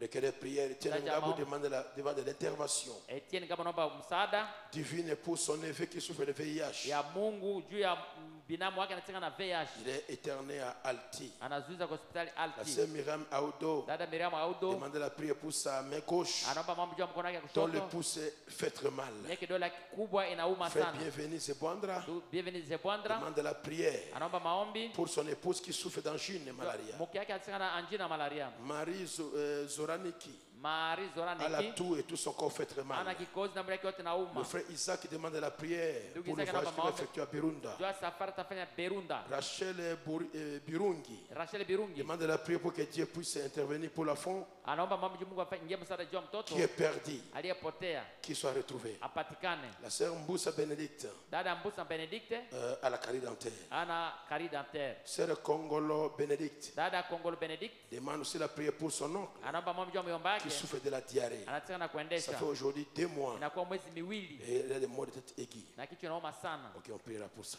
Tutayaombea. Et je dois faire une mise au point. Na naomba nitie mwangaza. Frère Zorabo, lève-toi un peu. Zorabo. Ndugu Zorabo simama. Où est la sœur? Dada kwa wapi? Elle n'est pas là? Hein? Lève-toi. Simama. Vous voyez, ces 2 personnes Mnaona watu wawili sont croyantes de Bethel ni Tabernacle. waamini wa maskani Bethel. Le frère Zorabo Ndugu Zorabo a été en couple avec la sœur Maggie. balikuwa na nyumba na dada Magi. Et ils ont eu des problèmes. Balipata magumu C'est depuis 2019. tangia mwaka 2019. J'ai essayé de les réconcilier Nilijaribu kuwapatanisha. jusqu'à ce que Kwa je suis nute- parti aux États-Unis en 2020. Nikaenda ku Marekani 2020. Je suis confiné là-bas. Nikazuizwa J'ai kule. remis le problème au diacre. Nikarusha ile maneno kumkwana ba Qu'il mashemashi. aille voir les parents Waenda wanaenda wazazi de la sœur Maggie wadada qui Magi s'est réconciliée avec son mari. wapatana na bwana yake. Rien. Je suis Hakuna, revenu narudia après le confinement. kisha confinement 2020 est terminé. 2021 2021. Et subitement, na ghafla, écoutez-moi très bien. mnisikie mzuri Écoutez-moi très bien. mnisikie mzuri. La sœur n'est pas venue me voir. Dada hakuja kuniona, J'envoyais toujours le frère nilikuwa natuma tu ndugu qui a trouvé le moyen de se réconcilier bapate namna kupatana avec la femme na mke qu'il a vécu avec elle. mwenye balishi na yeye, Et na ça n'a pas marché. haikuendeka. Et le frère me dit, pasteur, je vais me marier. Ndugu ananiambia mchungaji, nataka kuoa. Je dis, je prêche le mariage. Mesa mimi nahubiriaka ndoa, Je ne prêche jamais le divorce sihubiriaki kuachana et le remariage na kuoa tena mara et la nyingine polygamie. na kuoa wanawake Je wengi. ne crois pas ça. Mimi siaminie hiyo. Quand tu divorces, Watu naachana bibi tu te yako, remaries, unaoana tena, tu vis dans l'adultère. unaishi ndani ya uzinifu, Et les adultères na wasinifu n'entreront pas au ciel. abataingia mbinguni. Je lui ai parlé. Il est là. Nikamwambia yuko pale, Mais il lakini a dit, pasteur, je ne peux pas rester seul. mchungaji, mimi sitabakia peke yangu Et hivi. il s'est pris avec la sœur. Anakamatana na dada pale. Quand le frère a voulu partir doter, Wakati ndugu akatafuta kwenda kuleta mali siku je ya dis non. lazima pana Va mercredi kwenda siku ya voir tatu encore la famille de Maggie. kuonana na jamaa ya Magi. Est-ce que c'est vrai? Iko hivi Ok. vizuri, Et na il a décidé akaamua de laisser kuacha Maggie et de Magi prendre la na sœur. ukamata dada. Je ne crois pas au divorce. Siaminie mambo ya kuachana Et je ne crois pas au remariage. na siaminie mambo ya kuoa mara ya pili Et je ne crois pas à l'ajout des femmes. na siaminie mambo ya kuongeza babibi. La polygamie, pour moi, c'est une vie de cochon. Kuoa wanawake wengi kwangu huko maisha ya banguruwe. Le frère a décidé, il a pris la sœur. Ndugu ameamua amemata dada. J'ai vu dans le message, Nikaona katika ujumbe Billy Paul, la femme de frère Branham, Billy Paul mtoto wa ndugu Branham il avait mené une femme vers son père pour qu'il le bénisse. alikiaka na mwanamke mmoja kwa baba yake hivi babariki. Branham avait refusé Branham akakatala avec les parents de la fille. na bazazi ya musika Ils sont bakatala séparés. bakaachana, Ils n'ont même pas, ne sont même pas connus maritalement. abakujuana hata mume na mke. Mais ce vœu les liait. Ile naziri libafunga. Après, Billy Paul va venir avec la sœur Lois. Sasa Billy Paul anakia na dada Lois, Papa, bénis-nous. papa utubariki basi. Je ne te bénirai jamais. Asa sitakubariki kamwe, Ça ne me concerne pas. ila hainiangalie. Mais il est resté à l'église. Balibakia kanisani Et secrétaire de frère Branham jusqu'à sa mort, jusqu'à aujourd'hui, il est toujours à Branham Tabernacle. na alikuwa mwandishi wa ndugu Branham mpaka kufa ya Branham mpaka leo kwenda maskani Branham. Et quand ils ont vu, ils ont eu leur, enfin, Billy Paul Junior, Billy Paul Junior. Balizala mtoto wao ya kwanza Billy Paul Junior. Le frère Branham avait béni les enfants. Ndugu Branham alibariki batoto bale batu bawili. Mais du côté mariage, Lakini ndoa, je regrette pourquoi mon fils s'est remarié. asa nauzika kwa nini mtoto wangu naoa mara ya pili. Maintenant, Ça, il ne ça. fallait pas que vous soyez... Parce que j'ai écouté les gens dire que Jumbe nasikia watu wanasema on va bénir son mariage ici à l'église. batabariki ndoa yake hapa kwa kanisa. Comme il a de l'argent, Na mwone kuna franga et il va donner ataleta et le pasteur va bénir. na mjua atabariki. Regardez-moi bien. Muniangalie mzuri. Que tu mettes 1 million devant moi. Hatunatia 1 million de Je dollars ne hapa. vendrai pas la parole. Sitauzisha neno Jamais. hata kidogo. Il est mon fils. Yeko mtoto wangu. Mais allez dire qu'il va me corrompre. Watu Parce que je bénis son mariage. atanilipa franga ndio nibariki ndoa yake. Vous me prenez comme qui? Mnanikamata sana nani kwa? Frère, Ndugu, mon fils Joe est là. mtoto wangu Joy ile On pale. a souffert ici. Tuliteseka N'est-ce pas ça, hapa. maman? Haiko vile. N'est-ce pas ça, Justin? Exact. On a souffert ici. Peut-être Moi ça. et Joseph, on transportait les bidons d'eau. Mimi na Joseph Mon épouse. tulikuwa nataka teka mai Mon épouse, kutekea biangu à bibi. cause de voyager dans le ventre, elle Dieu a vous la a- sinusite. Alipata siniziti ya kutokupona. Je n'ai jamais été corrompu. Si habaya nilipatiaka rushwa. On m'a proposé l'argent au Kenya. Banitakia pesa ku Kenya. Retourne au Congo, rejette le réveil et revient sur de l'argent. Rudi ku Kongo. Acha mambo ya uamsho ile. Rudi hapa utakulipa utapatia franga. Je dis à ce pasteur, Naambia ule mchungaji niet, hata kidogo. je ne peux jamais vendre mon identité. Sitauzisha kitambulisho yangu. Rejeter le réveil, c'est se rejeter moi-même. Batala uamsho ni kujitupa mimi mwenyewe. Les frères Branham recevaient les offrandes. Ndugu Branham alikuwa anapokea matoleo, Il watu prenait wanapatia. ça. Alikuwa Il dit que anakamata. si tu ne prends pas, Anasema kama ukamate, tu voles la personne. unaiba ule mtu Mais mwenye me dire kupata. que Zorabo me soudoyer. Kusema Doraba atanilipa rushwa. prenez comme qui? Mnanikamata sawa nani? Je n'ai jamais été mendiant. Si kwa mtu kulomba Et je ne mendierai jamais. na sitalombaka. J'étais pauvre. Nilikuwa maskini. On était pauvre. Tulikuwa maskini. On est plus pauvre maintenant. Hatuko tena maskini sasa. Tu n'es pas pauvre. Wao uko maskini. Amina. Amina. Ok, dites-moi. Quand j'ai acheté mon premier véhicule, Watu mna mtu gani wa kwanza? qui m'avait soudoyé? Nani alipatia rushwa? Nani?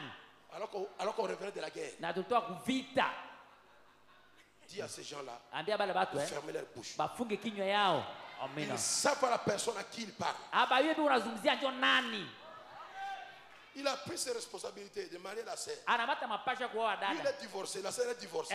Yeye aliacha bibi yake na dada vile aliacha bwana yake. Sasa Il veut se marier. banapanda bawana. C'est pas mon problème. Haiko maneno yangu. Ça n'engage pas Bethel Tabernacle. Haiko mambo ya Bethel maskani. Je vais écouter la main à ça. Ce n'est pas notre problème. Haiko maneno yetu. C'est leur problème. Haiko maneno bao mbili. C'est pas mon problème. Haiko maneno yangu. Oh, il y a une franga. Azana bongo. On a une contribution kubwa kubwa. Apesa ba contribution minene. Vous jouez avec nous ici à Bethel. Mwacheza. Vous jouez avec nous ici à Bethel. Mwacheza mnatuchezea hapa ku Bethel.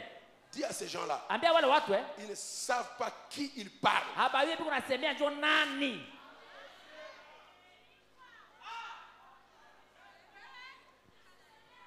Comme Billy Paul. Sawa Billy Paul. Ça ne me regarde pas. Hainiangalie. Je dis aussi, leur union ne me Na regarde sasa pas. vile muungano hainiangalie. Et ça ne regarde pas Bethel Na Tabernacle. iangalie vile Bethel C'est maskani. leur choix. Iko bao yanachagua On hivi. ne va pas les bénir. Hatutababariki kubariki ndoa yao. Je le fais avec le frère John Biarun qui était ministre Si nilifanya na ndugu John Biarone mwenyewe alikuwa mhuduma et huissier. na bawabu. Et s'il était. Où est Bitumitu? Il est ici. Bitumitu kwa wapi hapa? Bitumitu. C'était ici, n'est-ce pas? Sasa alikuwa hapo. Où je l'ai parlé. Kwani nilisema Il était divorcé avec la sœur Sarah. aliachanaka na dada Sara. Frère, Ndugu. beau corrompre ba mususu ngaite. Muletee bengine njoo rusha hapana mie. Oye na yango kozonga na yango. Unakia naye utarudia naye. Je vous dis cela avec expert, je suis riche. Niko tajiri nabambia wazi wazi. Nako. Parce que mon Dieu est riche. Juu Mungu wangu tajiri. Dieu est riche. Sio tajiri vile. Amina. Dis-moi un amen à ça. Amina. Si tu ne m'avais pas crié avant. Kama Si tu ne m'avais pas crié avant. kama kuniaminiaka mbele. Crois-moi en 2022. Uniaminie ku 2022. Avant que la fin arrive. Mbele mwisho Tu ifike. ne seras plus locataire. Hautakuwa tena mtu kulipia nyumba. Je suis riche, je te donne la maison au nom de Jésus. Miko tajiri kupatia nyumba mjina la Yesu. Amina. Allez dire à ce gens, notre pasteur est riche, il a beaucoup de choses. Il Kwanza, donne ça comme ça. endeleza mtuaji kwa utajiri kuna babitu mingi unakabula kukabula ovyo ovyo.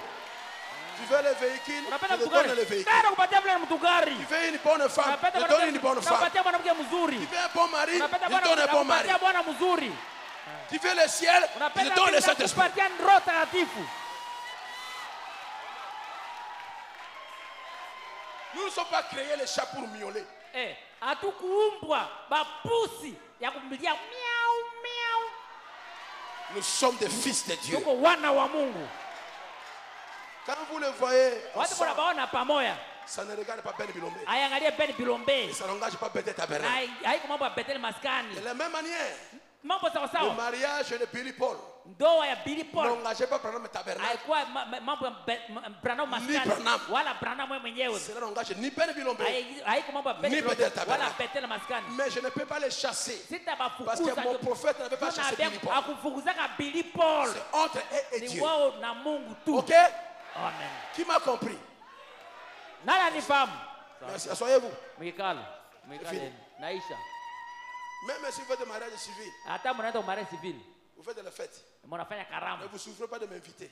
Mosi sumbuke uniita Si tu as couillé. na koyate.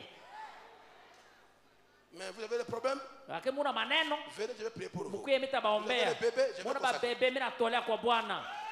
Mais c'est conseil le mariage là. Mambo ya ndoa ile njoo. Non, ni de Hapana. près ni de loin. Eh, Et dans hata la kwa civile, karibu vous na savez, kwamba- faites Nabino, Au mna- n'appelez pas le pasteur, il ne Usite viendra pas. mchungaji hata kuya. Je pense que je me suis arrêté là. Na waza mimi naishia pale. Frère, Ndugu, ce n'est pas le pasteur qui va garder ton mariage. haiko Mchungaji atachunga ndoa yako. Dada. C'est pas moi qui ai ton mariage. Haiko mchungaji atachunga ndoa yako. Wewe peke chunga ndoa yako. Je n'ai pas une prison pour mettre les gens. Sina gereza kutia ndani batu hapa. Je vous conseille, vous conseille. Abashauri mupendi. C'est terminé. Inaisha. C'est fini. Inaisha. Je ne crois pas au remariage. Je ne crois pas au divorce. Je ne crois pas à la polygamie. Non. Attends. Que tout le monde se marie 2 fois, 3 fois. Moi, je suis marié une seule fois. Et je resterai avec la mienne. Si je le dis parce qu'aujourd'hui, les gens qui croient le tonnerre commencent à prêcher la polygamie. Et des amis prédicateurs ministère. Déjà 2 femmes. Pas moi. Je n'y crois pas et je n'y croirai pas. Avez-vous saisi ma parole? Avez-vous écouté ce que j'ai parlé? Merci beaucoup. Alors, allez en paix. Que personne trouble votre quiétude. On ne cherche pas les brebis avec les mensonges.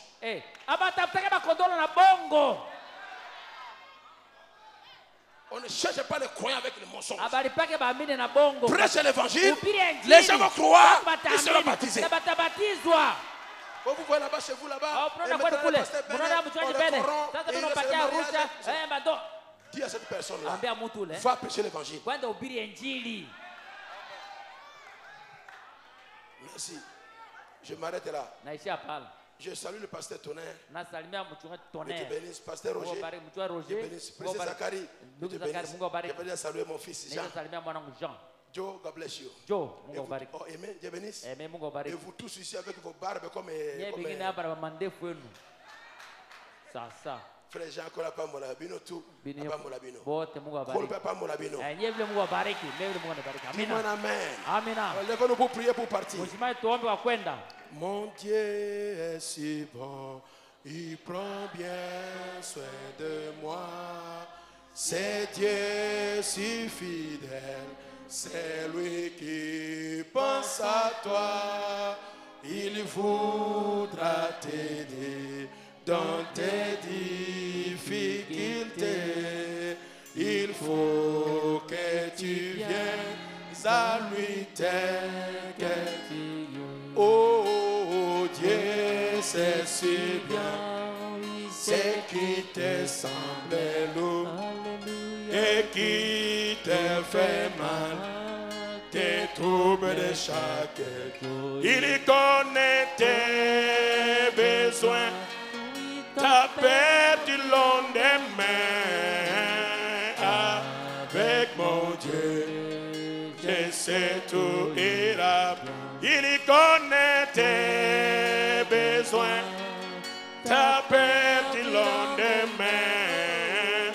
Avec mon Dieu, je sais tout ira bien. Père Céleste, par la commission à mon ministère, je pose le main à ces requêtes. Et toi, pose le main aux malades. Et qu'ils soient tous guéris là où ils sont. Et que demain, nous puissions écouter les témoignages. Je prie pour la sœur où il y avait un grain de sable. Et tombé dans son œil. Ça commençait à la déranger. Et elle sent toujours le sable dans son oreille. Dans son œil. Au nom de Jésus-Christ, maintenant même essuie ton œil et reçois ta guérison parce que le Seigneur t'a guéri. Tous les autres malades, le Seigneur vous a guéri. Le Seigneur vous a rétabli. Voyagez avec les voyageurs. Nous sortons maintenant. Que ton ange aille avec nous jusqu'à la maison de sécurité. Au nom de Jésus, ainsi on a prié. Nous disons Amen. Applaudissez le Seigneur, soyez pour le témoignage. Ma sœur, ton œil est guéri. Ce grain de sable est sorti. Allez dans la paix du Seigneur. On va se revoir demain pour continuer avec l'enseignement. Aimez-vous l'Apocalypse? Allez maintenant. Car la paix est sur vous. Nous marchons dans la lumière, nous marchons marchons dans la lumière, nous marchons dans la lumière, oui, nous marchons dans la lumière. Oui, nous marchons dans la lumière, oui, nous marchons. Oh, nous marchons dans la lumière, oui, nous marchons dans la lumière. Oh, oui, marchons, marchons. Oh, oui, marchons, marchons. Jésus, marchons, marchons. Oh oui, nous marchons dans la lumière de Dieu. Jésus, marchons, marchons. Oh oui, marchons, marchons dans la lumière. Oui, marchons, marchons. Oh oui, nous marchons dans la lumière de Dieu. Oh oui, marchons, marchons. Jésus, marchons, marchons. La lumière, oui, marchons, marchons. Oui, nous marchons dans la lumière de Dieu. Oui, nous marchons dans la parole. Oui, nous marchons dans la parole. Oui, nous marchons dans la parole. Oui, nous marchons dans la parole de